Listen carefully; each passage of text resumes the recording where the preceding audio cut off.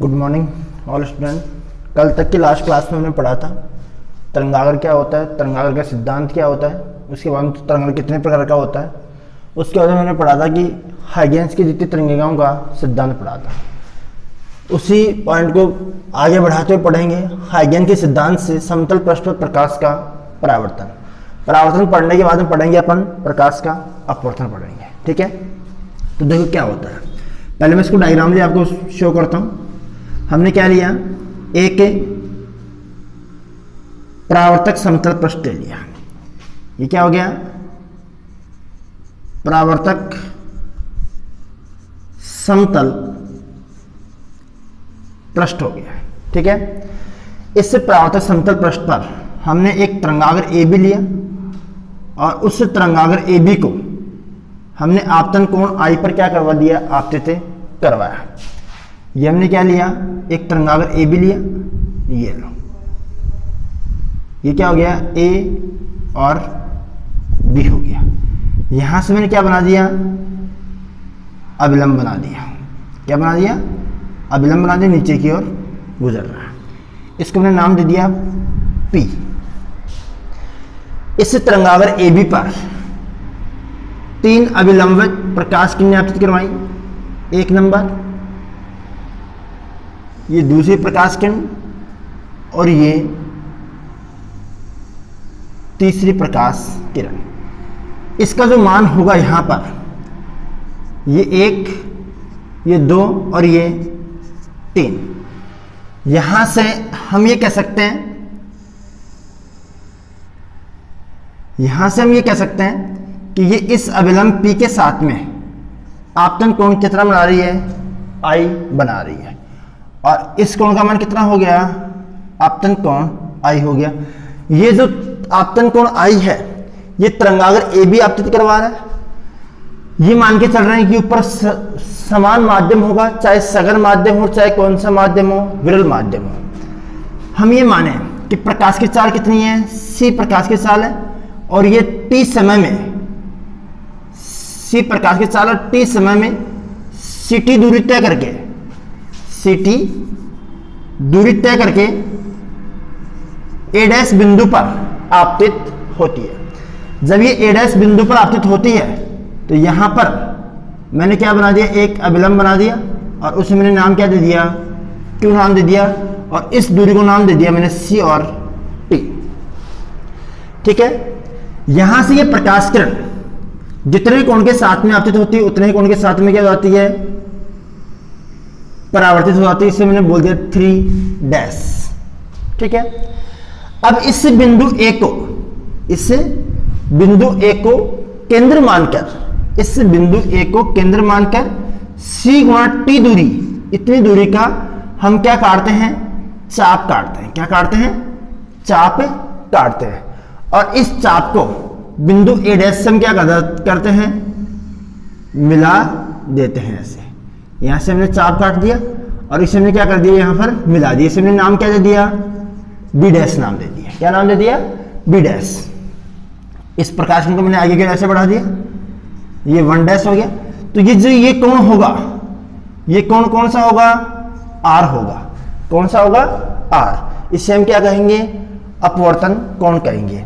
ये जो ए डैश और बी डैश है, इस ए डैश और बी डैश को हम कहेंगे परावर्तित तरंगागर, परावर्तित तरंगागर कहेंगे इसे। ठीक है, ये क्या हो गया, परावर्तित तरंगागर हो गया।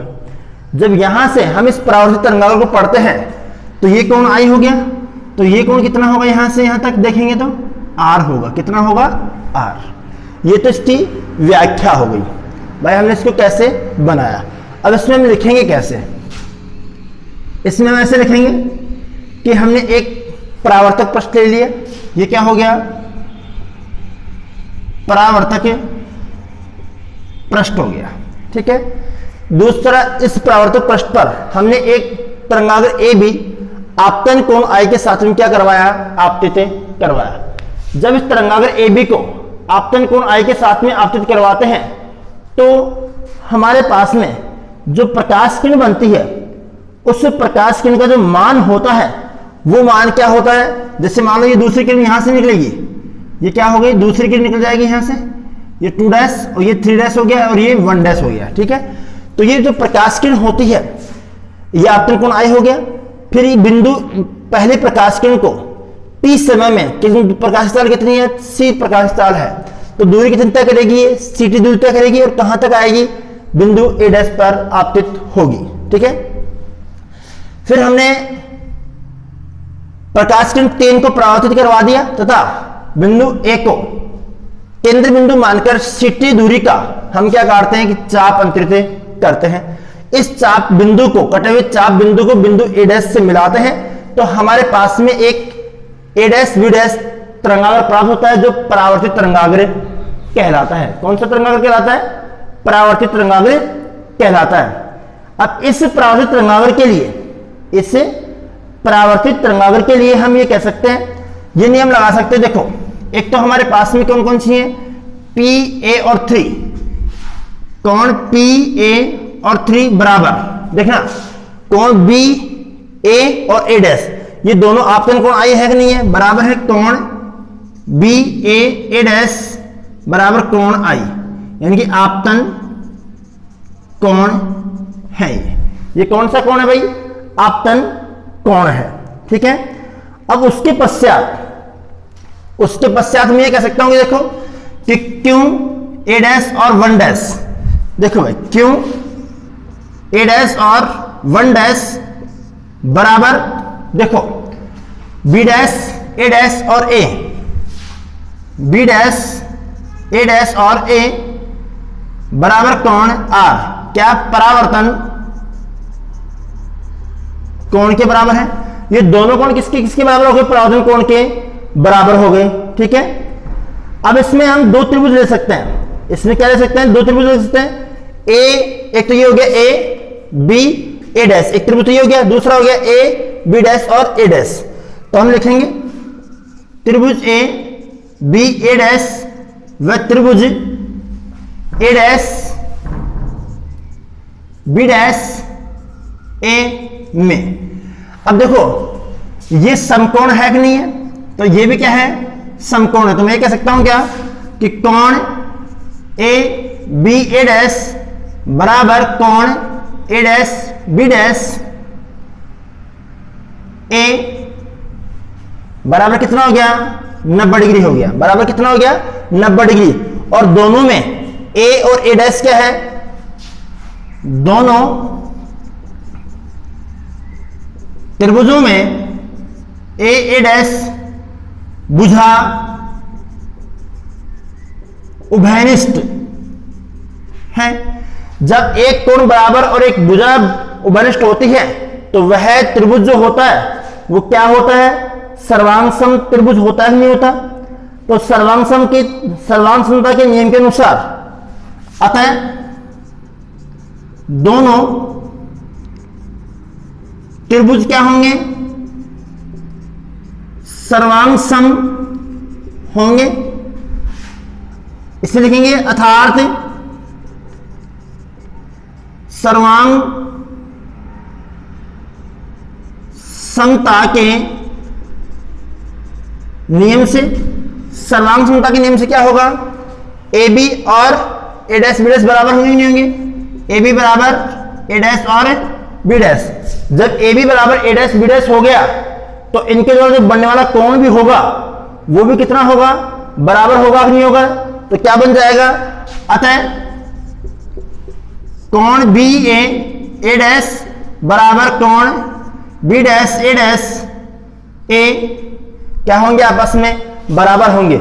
और ये जो कोण बराबर होंगे तो इससे हम ये कह सकते हैं क्या कि अतः आपतन कोण और परावर्तन कोण, ये कौन सा कोण है, आपतन कोण है, कहां से पढ़ा हमने, यहां से पढ़ा। और ये कौन सा कोण है, परावर्तन कोण है, यहां से देखा हमने। अतः आपतन कोण और परावर्तन कोण जब बराबर होते हैं तो परावर्तन की व्याख्या होती है कि नहीं होती। तो अर्थात हम ये कह सकते हैं कि हाइगन के तरंग सिद्धांत से हमने किसकी व्याख्या की पुष्टि की है, प्रकाश के परावर्तन की व्याख्या की पुष्टि की है। समतल पृष्ठ पर क्या करवाया, प्रकाश का परावर्तन करवाया है, ठीक है। इसमें ये कह सकते हैं जो हमने परावर्तन के नियम पढ़े थे वो नियम भी पढ़ सकते हैं। देखो पहला नियम क्या हो गया, आपतन कोण का मान परावर्तन कोण के मान के क्या हो गया, बराबर हो गया, पहला नियम हो गया।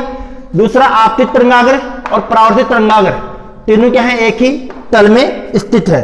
तो जैसे हमने परावर्तन का नियम पढ़े थे, प्रकाश के परावर्तन पढ़ा था, उस प्रकाश के परावर्तन के नियम पढ़े थे, उसी तरीके से हम ये कह सकते हैं क्या कि आपतन कोण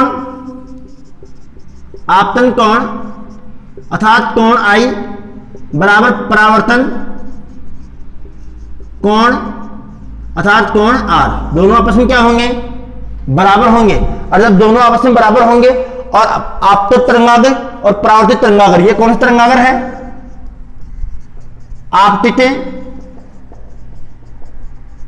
तरंगाग्र और परावर्तित तरंगाग्र दोनों किसमें है, एक ही तल में स्थित हैं। तो परावर्तन के नियम की क्या हो रही है, पुष्टि हो रही है। आगे हम पढ़ेंगे इसमें दूसरा पॉइंट।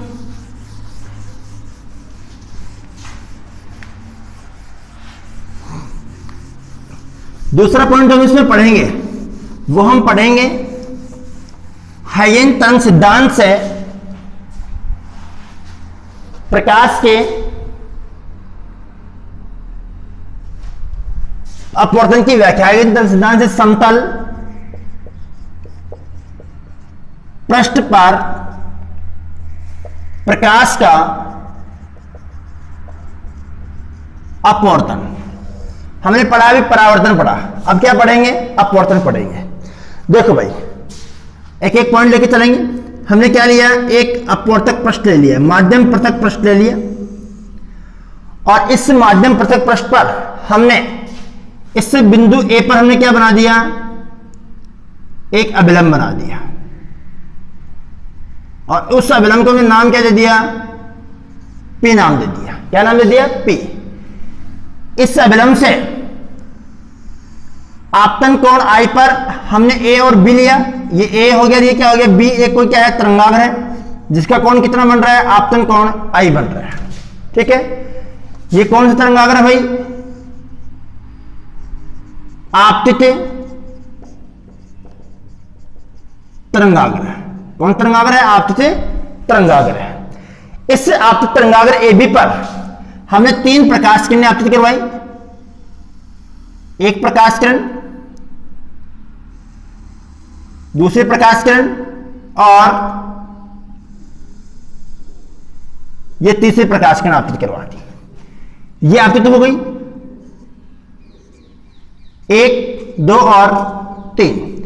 ये प्रकाश किरण तीसरी इस अभिलंब पी के साथ में आपतन कोण आई क्या करती है, अंतरित करती है। कितना कोण अंतरित करती है, आपतन कोण आई अंतरित करती है। अब ये मान के चल रहे हैं कि ऊपर दूसरा माध्यम, उसमें प्रकाश की चाल कितनी है, C1 है, और नीचे प्रकाश की चाल कितनी है, C2 है। प्रकाश की चाल कितनी है, C2। ये पहली प्रकाश किरण, ये पहली प्रकाश किरण C1 चाल से T समय में यहां से यहां तक पॉइंट ग्रहण करती है। तो दूरी कितनी होगी यहां से यहां तक, अपवर्तित होगी, तो इससे मैंने नाम दे दिया A डैश। क्या नाम दे दिया, A डैश। और यहां पर मैंने क्या बना दिया, एक अभिलंब बना दिया, इसके मैंने नाम दे दिया Q। ये अभिलंब बन गया, क्या नाम दे दिया, Q। ये हो गया A डैश। ये दूरी कितनी हो गई, C और T, और C कौन सा लेंगे, C1 लेंगे। क्यों, क्योंकि माध्यम ऊपर की ओर है, दूसरा माध्यम है, तो पहला माध्यम, तो पहले माध्यम में जो प्रकाश की चाल होगी कितनी होगी, C चाल होगी। कितनी चाल होगी, C। ठीक है, यह प्रकाश किरण यहां से अपवर्तित होती है, और अपवर्तन के पश्चात ऐसे मुड़ जाती है, मान के चल रहा हूं। ठीक है, ये कौन सी प्रकाश किरण हो गई, 3 डैश हो गई, अपवर्तित प्रकाश किरण हो रही है। ठीक उसी तरीके से ये मान के चलें कि तीसरी अपवर्तित प्रकाश किरण C2 चाल से T समय में C2 गुणा T दूरी तय करती है। कितनी दूरी तय करती है, C2 गुणा T। तो इस C2 गुणा T दूरी का इस केंद्र बिंदु A को केंद्र मानकर हम क्या काटते हैं, यहां पर चाप काटते हैं। क्या काटते हैं भाई, चाप काटते हैं।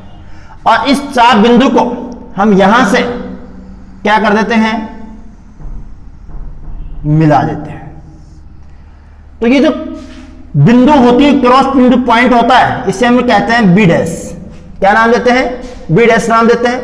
और यहां से ये जो प्रकाश किरण होती है ये ऐसे अपवर्तित हो जाती है, ये 1 डैश है, और यहां से ये क्या होगी, दूसरी आएगी तो ये 2 डैश आएगी। जब ये आई है तो ये कितना होगा? आर होगा। ये कितना होगा? आर होगा। समझ में आ रहा है? ए डैश, ये भी कितना है? समकोण है, ये भी कितना होगा? समकोण होगा। ये प्रकाश का क्या हो गया? अपवर्तन हो गया।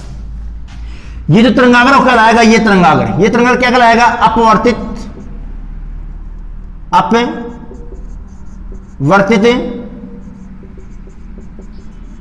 तरंगाग्र कहलाएगा। ये कौन तरंगाग्र कहलाएगा? अपवर्तित तरंगाग्र कहलाएगा। ठीक है, अब दोबारा सुनो इसको, पहले आप व्याख्या इसकी दोबारा सुन लो।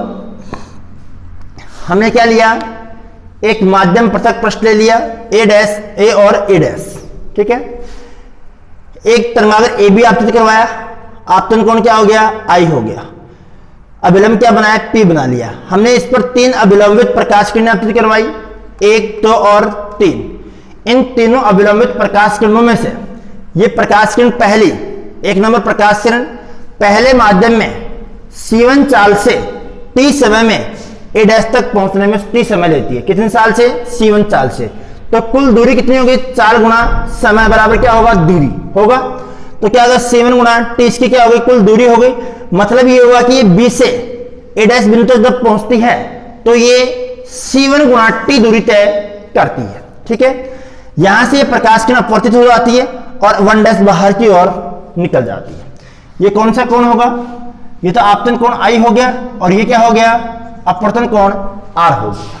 ठीक है, यहां से हम ये कह सकते हैं, ये भी क्या हो गया? अपवर्तन कोण आर हो गया। यहां से हम क्या कह सकते हैं कि दूसरे माध्यम में C2 चाल से T समय में जो प्रकाश किरण तीसरी है वो क्या करती है? C2 और T दूरी तय करती है। इस बिंदु ए को केंद्र बिंदु मानकर हम इससे केंद्र बिंदु मानकर C2 गुणा T दूरी का चाप इस अपवर्तित प्रकाश किरण 3 डैश पर चाप अंतरित करते हैं। ये जिस बिंदु पर चाप अंतरित होता है उस बिंदु को हमने नाम दे दिया बी डैश। क्या नाम दे दिया? B dash. और बिंदु ए डैश को हमने क्या कर दिया? मिला दिया, एक सरल रेखा द्वारा मिला दिया। ये जो ए बी सरल रेखा प्राप्त होती है, ये ए बी सरल रेखा जो प्राप्त होती है, यह ए बी सरल रेखा ही अपवर्तित तरंगाग्र कहलाती है। कौन सी तरंगाग्र कहलाती है? अपवर्तित तरंगाग्र कहलाती है। क्लियर? यहां से हम इसमें ये कह सकते हैं, यहां से इसमें हम क्या कह सकते हैं कि हमारे पास में जो कोण होता है वो कोण क्या होता है? आपतन कोण और अपवर्तन कोण दोनों का मान हम क्या करेंगे? ज्ञात करेंगे। आपतन कोण का मान तो कौन सा है? अपवर्तन कोण का मान कौन सा है? देखो भाई,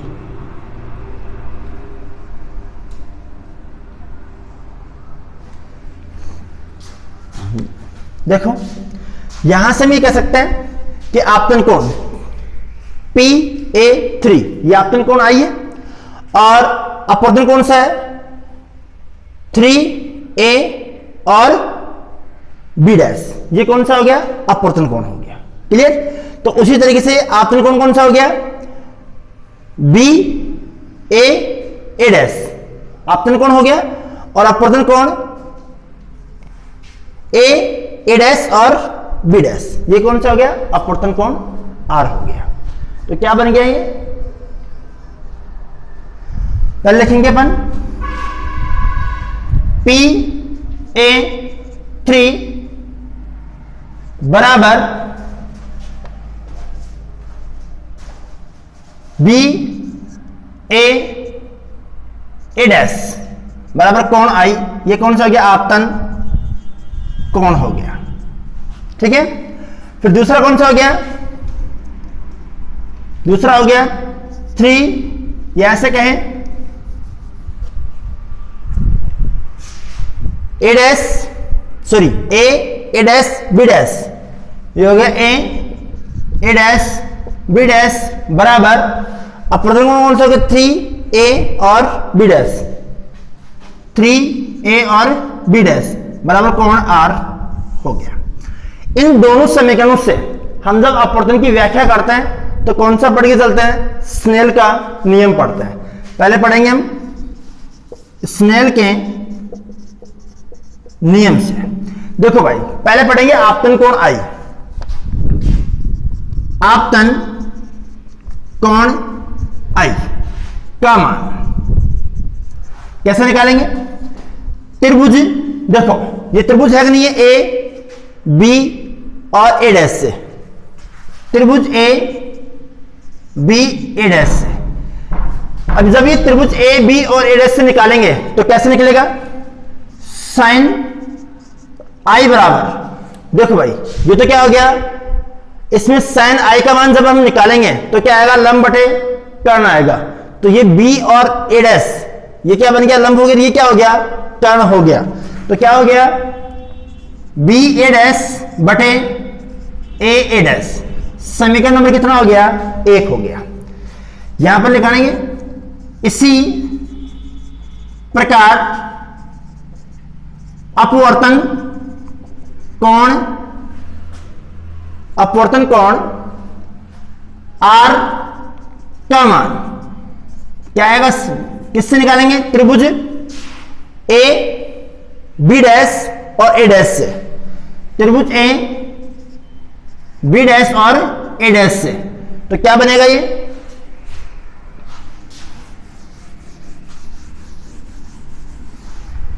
क्या बन जाएगा? साइन आर बराबर वही लंब बटे कर्ण लगाएं तो लंब क्या हो गया? A dash sorry A B dash बटे ए डैश। समीकरण नंबर 2 हो गया। अब समीकरण 1 में 2 का भाग देने पर, समीकरण 1 में किसका भाग देंगे? समीकरण नंबर 2 का। तो क्या आएगा? देखो भाई, sine I upon sine R बराबर, साइन आई का मान कितना था? B A dash upon A dash बटे ए बी डैश बटे ए डैश। जो राशि इकट्ठे को काट देंगे, ए डैश आपस में क्या हो रहा है? कैंसिल हो रहा है। क्या बच गया? Sine I upon sine R बराबर क्या बच गया हमारे पास में? B A dash upon A B dash. अब इस बी ए डैश और ए बी डैश का वैल्यू पुट कर देंगे तो कितना आएगा? Sine I upon sine R equal to क्या बन गया? C1 गुणा टी अपॉन C2 गुणा टी। टी से टी कैंसिल, तो sine I upon sine R बराबर C1 अपॉन C2। और यही क्या कहलाता है? स्नेल का नियम कहलाता है। इससे क्या पुष्टि हुई? इससे हाइगेंस की पुष्टि हुई कि प्रकाश का क्या हो रहा है? अपवर्तन हो रहा है। किसके रूप में? तरंग के रूप में। ठीक है। अब इसमें एक पॉइंट ये पढ़ते हैं अपन कि यदि इसकी तरंगदैर्घ्य क्या हो? λ1 हो और इसकी तरंगदैर्घ्य क्या हो? λ2 हो, तो इसका जो मान होगा C1 अपॉन C2, तो C1 अपॉन C2 बराबर क्या हो जाएगा? λ1 अपॉन λ2 हो जाएगा। λ1 अपॉन λ2, जहां C1 और C2 क्या है? प्रकाश की चाल है, और λ1 और λ2 क्या है? उसकी तरंगदैर्घ्य है। हम ऐसे कह सकते हैं कि जैसे जैसे प्रकाश एक माध्यम से दूसरे माध्यम में प्रवेश करता है तो उसकी चाल, जैसे सघन से विरल में करेगा तो, और विरल से सघन में करेगा तो उसकी चाल परिवर्तित होती है और तरंगदैर्घ्य भी क्या होती है? परिवर्तित होती है, जबकि उसकी आवर्ती में कोई प्रभाव नहीं पड़ता। ठीक है। उसके बाद हम इसमें एक पॉइंट और पढ़ सकते हैं, उसको सिद्ध भी कर सकते हैं। कैसे कर सकते हैं? देखो,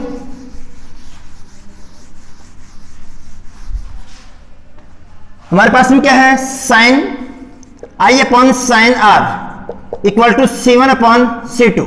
इसमें कंडीशन लगाए कि यदि I इज ग्रेटर देन क्या हो? R हो। I इज ग्रेटर देन क्या हो? R हो। यदि I का मान R से ज्यादा होगा, मतलब क्या होगा? विरल माध्यम से किस में आएगी? सघन माध्यम में आएगी। जब सघन माध्यम में आएगी तो इसका मान ज्यादा होगा तो क्या बनेगा, इसका मतलब किस आई का मान तो क्या है, अपतन कोण का मान तो क्या है, ज्यादा है किसकी तुलना में अपतन कोण का मान। तो पहले विरल से किस में आ रही है, सगड़ में आ रही है, तो प्रकाश की चाल क्या होगी, धीमी हो जाएगी। फिर दूसरा condition, R is greater than क्या हो, आई हो, तो क्या होगा, उसमें भी ये कह सकते हैं कि आपतन कोण का मान कम है किसकी तुलना में, अपवर्तन कोण की तुलना में। तो प्रकाश किरण कहां से आपतित हो रही है, सघन से किसमें, विरल में आपतित हो रही है। तो प्रकाश की जो अपवर्तित प्रकाश किरण होगी उसकी जो चाल होगी वो क्या होगी, अपवर्तित तरंगाग्र की जो चाल होगी वो क्या होगी, मैक्सिमम होगी, और आपतित तरंगाग्र की चाल क्या होगी, न्यूनतम होगी। और यदि विरल से सघन में करता है तो आपतित तरंगाग्र की चाल अधिकतम होती है, न्यूनतम किसकी होती है, अपवर्तित तरंगाग्र की चाल न्यूनतम होती है। ठीक है, इसके आगे कल हम पढ़ेंगे कला संबंध स्रोत, कला असंबंध स्रोत, प्रकाश और अध्यात्मक सिद्धांत और व्यक्तिगत। धन्यवाद।